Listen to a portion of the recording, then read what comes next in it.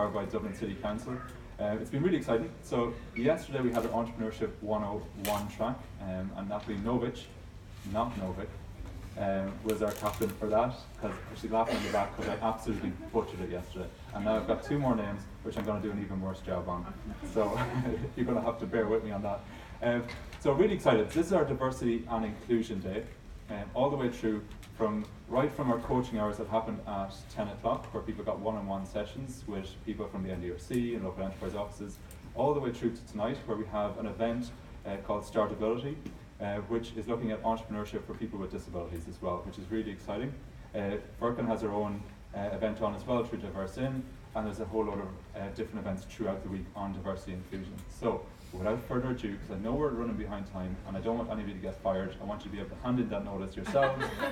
I'm going to invite up our diversity and inclusion captain, Furkan Karayel, who has been supporting us, curating all the content, and she's going to tell us a little bit about what she's been doing, some of the content, some of the highlights that are coming up. Can I give her a really big round of applause, please?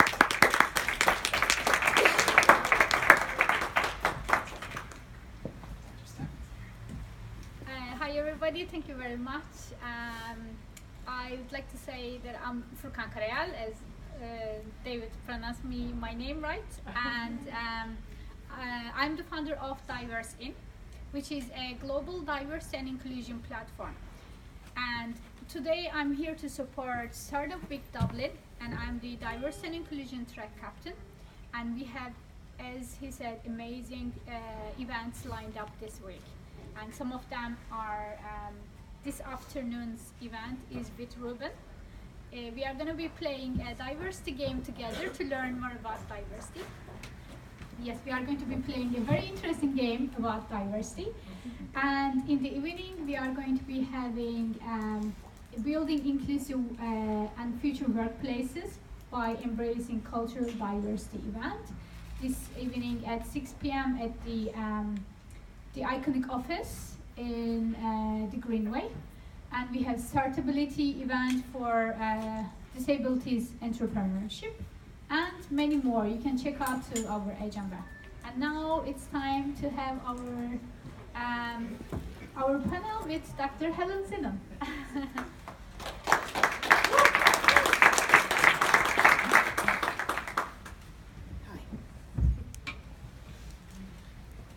First of all, thank you very much, Helen, for coming here today. Thank you so much for having me. No problem. Yeah, I think everyone is very excited to know who is this amazing lady, Dr. Helen Zidon. Yes. Okay, so my name is Helen Zidon. I'm from Nigeria. I am a doctor. I studied medicine at the Royal College of Surgeons in Ireland, at Stephen's Green.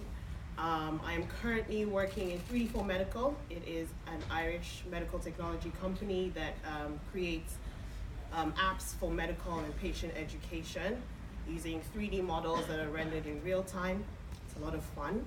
I'm also the Chief Operating Officer of a startup, Medics Abroad and Medics Abroad Foundation. I'm also doing my master's in public health.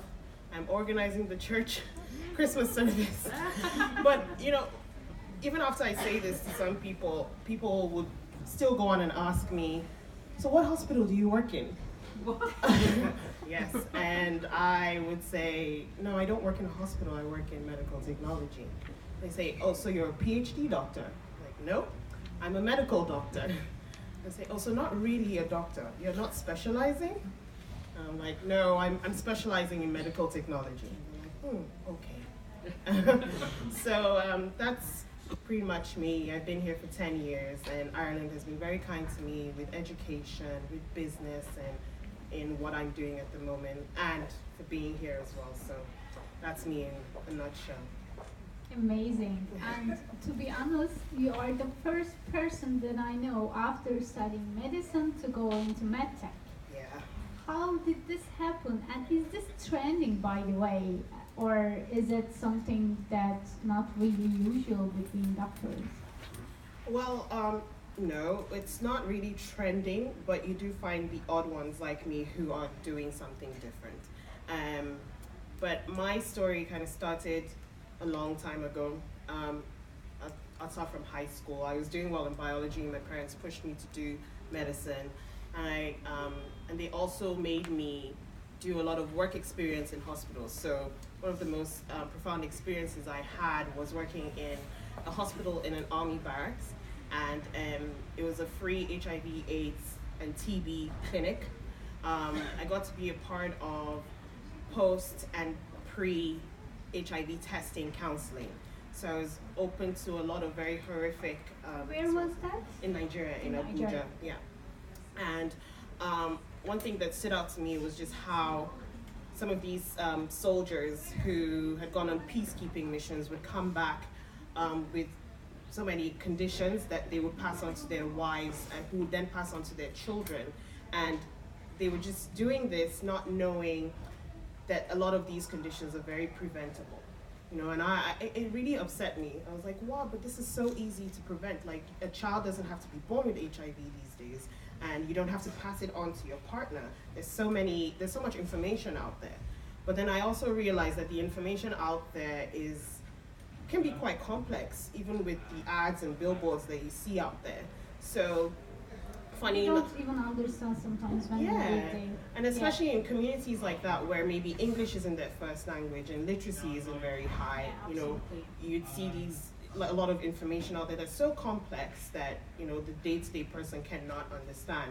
So at that point, at 17, I was determined that I was going to do something about it. I even put it in my personal statement when I was applying to medical school. So I got into medical school, and I realized that I probably didn't need to study medicine to do that. But what it did do for me was it gave me a good foundation to understand diseases and conditions. I also had to, you know, dig deep, because everyone around me was applying for, you know, board exams, residency in the States, in Australia. But I knew that just by watching the day-to-day life of a doctor, that wasn't what I wanted to do, and I wasn't going to be able to achieve that dream that I had initially. I also did a lot of talking to doctors and asking them why they were doing it, or what they were doing it for. And I think in my 4th year, I had a conversation with a bunch of SHOs and registrars, and I asked them, so why are you doing it? Because all my friends are constantly complaining about working in a hospital. There's always something, the pay, the hours, you know, not being appreciated. So I asked them, so why are you still doing it? And, you know, people throwing out jokes. Someone would say, oh, it's not about the lifestyle, but it's definitely not about the money. And when all that settled, I said, so why are you doing it? And I think it's because they had invested a lot of time, money, effort into getting into such a difficult and prestigious degree. And they also didn't know what else they could do with it. And I just decided that I wasn't going to do that. Like, I want to have a fulfilling life. I want to be happy. I want to do something that is profitable to me personally and professionally as well. So I went on this journey of doing a lot of research on my own, because the careers counselor was a bit confused by all the things I was saying to her. No one would really come to her saying they didn't want to work in a hospital. And that's when I found 3D4 Medical, which, to be honest, they gave me an opportunity. I work in an industry that is trying to transform the way people learn with technology, because the truth is technology is the future. And I've just learned so much, you know? So that's a summary of it. Yeah. You basically made up your mind at the age of 17 on the direction that you wanted to go. Many of us, even after studying, graduating from college, and working even, you know, it's not that easy to come into a decision that what makes you happy, what is your purpose, you know, of doing and studying. I really do think that being 17 or 18, you don't really know yourself, you know, so you wouldn't know what you're passionate about, what you want to succeed in. So it's a very difficult time for someone to pick what they want to do with the rest of their lives. So I wouldn't blame people who start something and then change it. And, you know, I think it should be a sort of archaic way of thinking that if someone changes their field, it's a sign of failure. rather it's brave. Absolutely not. Definitely, Yeah. we have to discover, try different things, and there is no problem of changing your ideas later on. Absolutely, you're right. Exactly. But it's so magical, so nice to see that 17-year of you have found a very a words problem, and she wanted to make a step towards it. So Yeah. this is what is so amazing. Thank you. I also wonder, is there anybody that you got influence, or anybody from college or like from your lectures that you said she helped me or he helped me on this road? Did you have any mentors? I went to a lot of talks. Thankfully, in the Royal College of Surgeons, they do a lot of events where you get to speak to real life doctors and surgeons. So there's a quarterly conference they do called Life of a Surgeon. I went to that a lot, and I made sure that I sent emails afterwards with any questions that I had. I went to, I think, women in surgery events, and I wouldn't say there's one person, but there were quite a few that guided me. There were female doctors who were saying, "Don't do it," like actually warning me and saying if there was something else I wanted to do that would make me happy, I should go in with that. But I think that comes with experience. So a lot of older people would give me that advice. So I spoke to a lot of people, and I can't really put it to one person. That's good. You were surrounded by people who could actually help you grow. Yeah. That's very good. Yeah, but I had a lot of doubters too. So, just obviously with any idea that's out of the norm, anything that's creative, any new idea that's innovative, there's that quote that says that when you're doing it and people don't understand, they will ask you why, and then when you succeed at it, they'll ask you how. So I had a lot of doubters, but I think I'm kind of turning them around now. I get brilliant. Yeah. And I'm really, and I would like to really hear the stories how Medics abroad. medics abroad Yeah. come out, because you and your friends founded this organization to Yeah. help people abroad. Yeah. So my friend, Dr. Dana Steinecker, had the idea. We were literally sitting on her couch in August last year when she brought the idea of creating a service where postgraduate and undergraduate medics can travel to Africa and volunteer in hospitals. People do that already, but we wanted to do it in a different way where not only would they volunteer in hospitals, but they could get a good immersive experience of being in Africa under our supervision. So we looked at our competitors, figured out what they were doing right, and tried to do it better. We looked at what they were doing wrong and tried to fix that. And then we looked at what we could do that they weren't doing. Okay, what are they? No, I can't tell you my secrets. Tell us only one. I would say that we use technology a lot, and we engage with people a lot. I think in this day and age, that's something that appeals to people with any business, where you're touching the hearts of people, and you're showing them how they can make a difference, and you're also on the other side making a big difference with people who need it the most. So we did a lot of social media campaigning just to show people how different we are to the rest, and rather than being quite robotic and archaic, we're quite fun, so and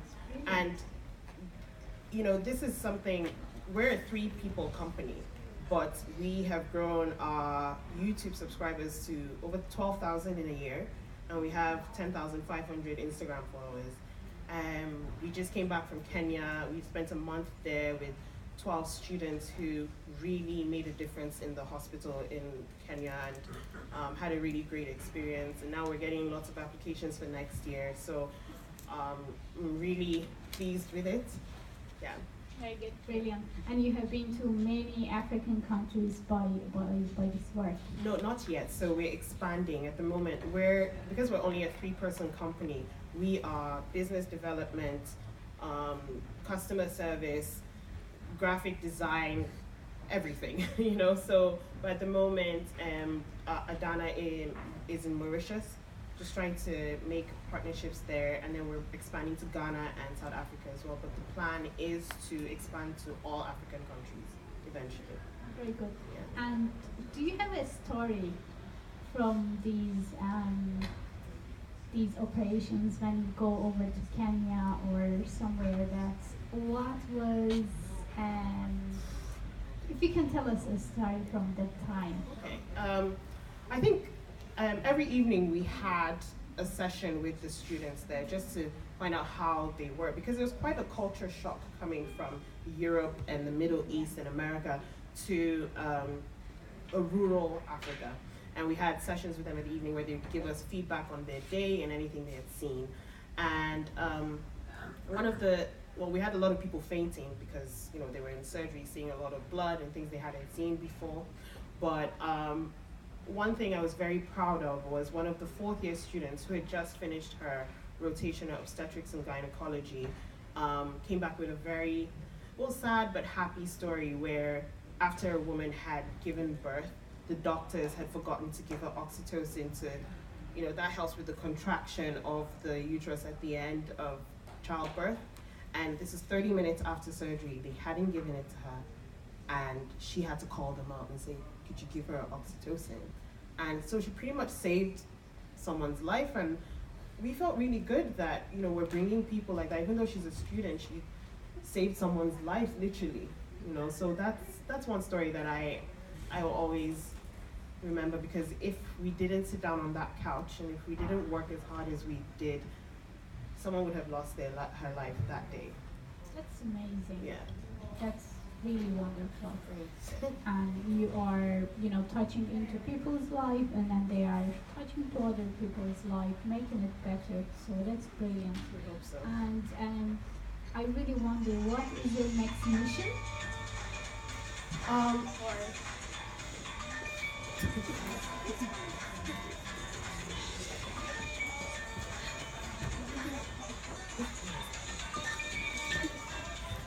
My next mission.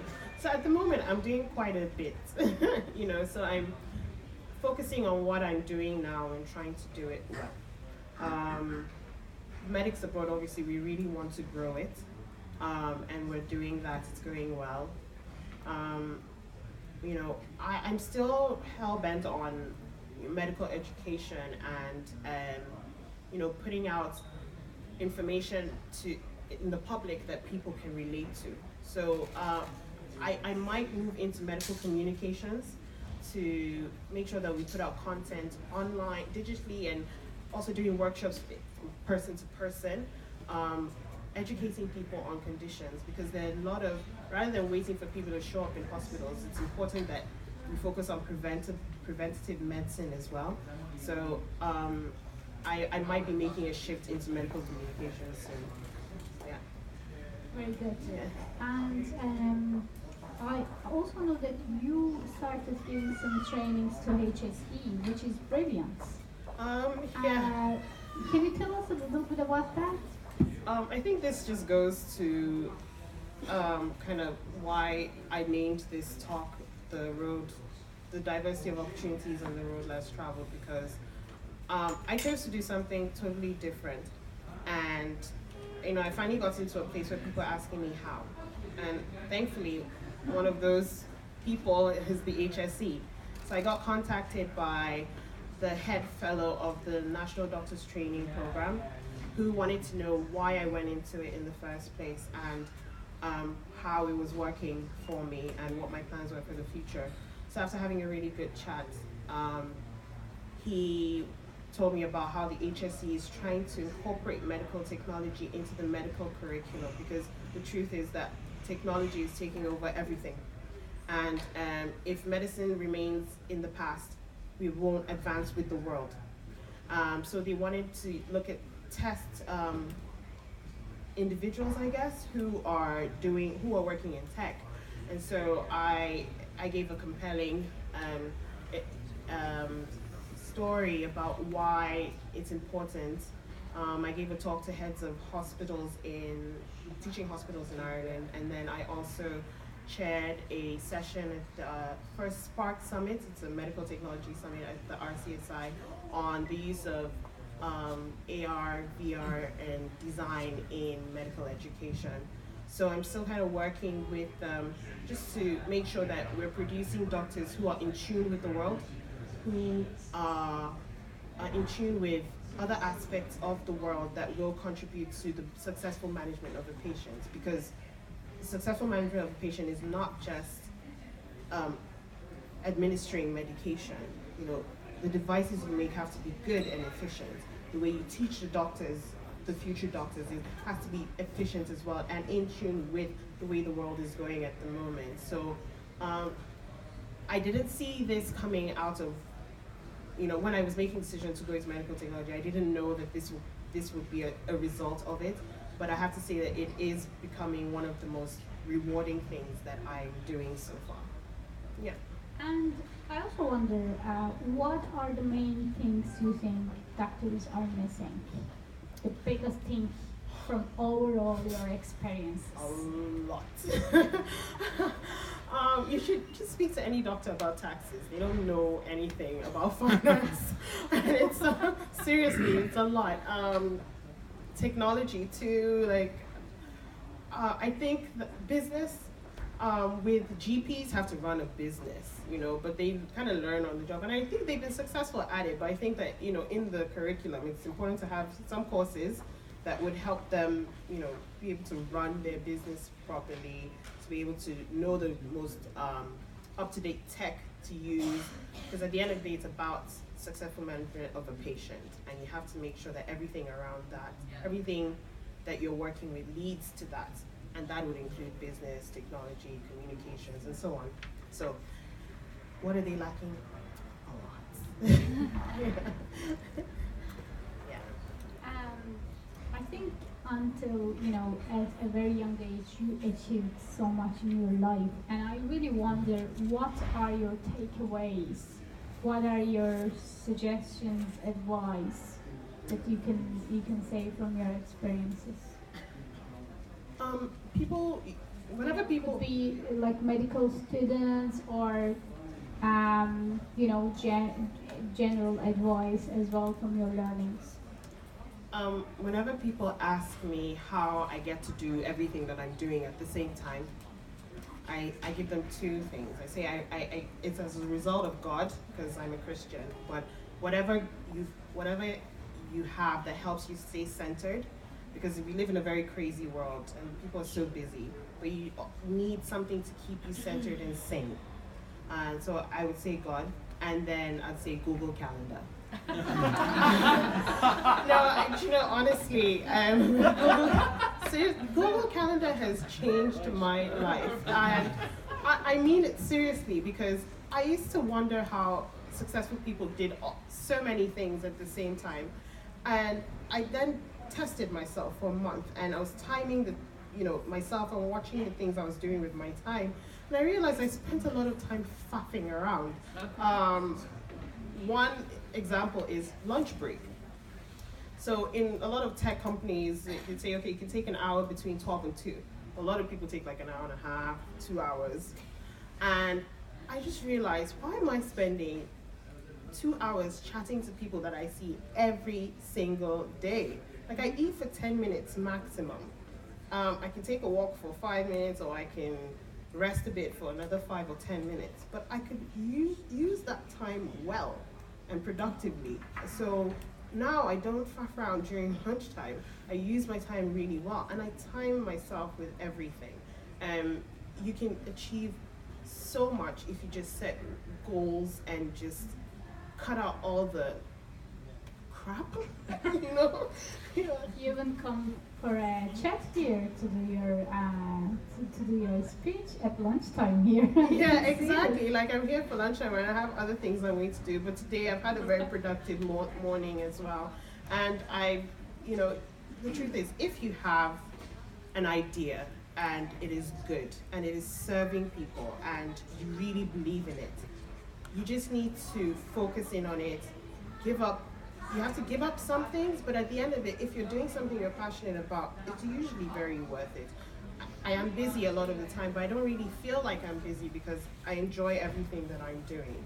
You know, so it's about what you're doing with your time and setting real, good, realistic goals that are achievable and using your time well. Google Calendar saves lives. Just saying. To be honest, if I had to confess, I only started using Google Calendar like last month before I was taking note on my calendar on the paper. Yeah. That was my way. And one thing you should do with Google Calendar is make sure that you leave all the notifications. So one thing that annoys me is if it's one event, I get an email notification, I get a regular phone notification, I get a calendar notification, and that kind of pushes you to, do what you need to do. But just time management it's one of those things that you say, but truly it really helps, and it's really helped me. And I think in today's world we are missing ourselves in social media. We don't even know how much time that we are spending on the things that we actually doesn't take anything to us. Yeah. So that's absolutely true. Yeah. And what can we do to support medics abroad?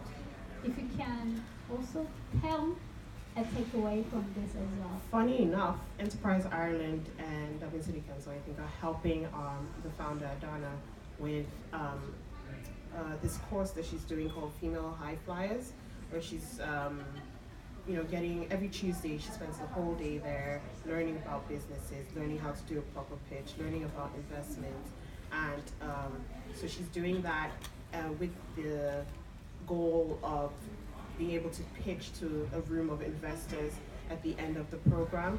So I have to say that Ireland is an amazing place for focused individuals to thrive with businesses. If you really want to, there's so many avenues for you to tap into that could help you develop whatever your idea is, as long as it's good and as long as it's feasible. So I'd say for now we're using everything that we can, and we have a lot of support. So thanks to Dublin City Council. Brilliant, Yeah. brilliant. Thank you very much. And I think we are going to take some questions to Helen. Any questions? Yes, Mary? That was a great talk, really enjoyed it. Thank you. I'm just wondering if your formal learning was around medicine. How did you build up your own understanding of tech, and how did you develop that side of your learning? Google Calendar. Honestly, it's just coming in early, staying late, asking the right people, and doing it in a way where people want to teach you, and then also doing my own personal study as well. The thing that medicine does for you is that it teaches you, it gives you a really good work ethic, and it helps you know how to do good research. So I haven't needed to do a course for any of the stuff that I've been working on, but the best way to learn is with having experts and people who do it every day teach you. So that's kind of what I'm doing. And I go to a lot of networking events as well. That's how I met Furkan.